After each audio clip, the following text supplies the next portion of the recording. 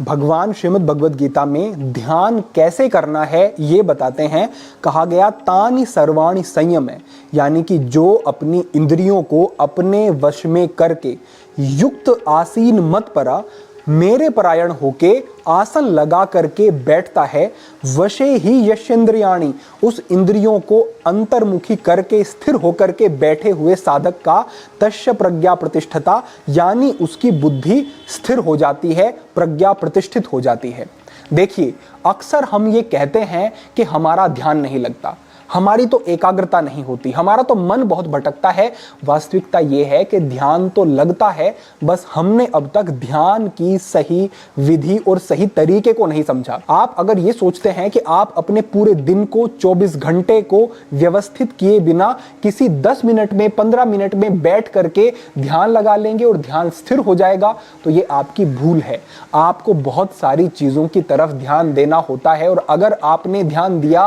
और सही तरीके सही प्रोसेस को समझ लिया तो ऐसा हो नहीं सकता कि आपका ध्यान ना लगे, मन स्थिर ना हो, एकाग्रता ना हो, ध्यान आपके जीवन में बड़े बदलाव ना लाए, ऐसा नहीं होगा। तो आपके लिए विशेष सुझाव यही है कि आपको ये नहीं सोचना है कि ध्यान नहीं लगता, आपको केवल ये समझना है कि मुझे सही तरीका समझने की जरूरत है, और अगर मैंने वो समझ लिया तो ध्यान निश्चित रूप से लगेगा।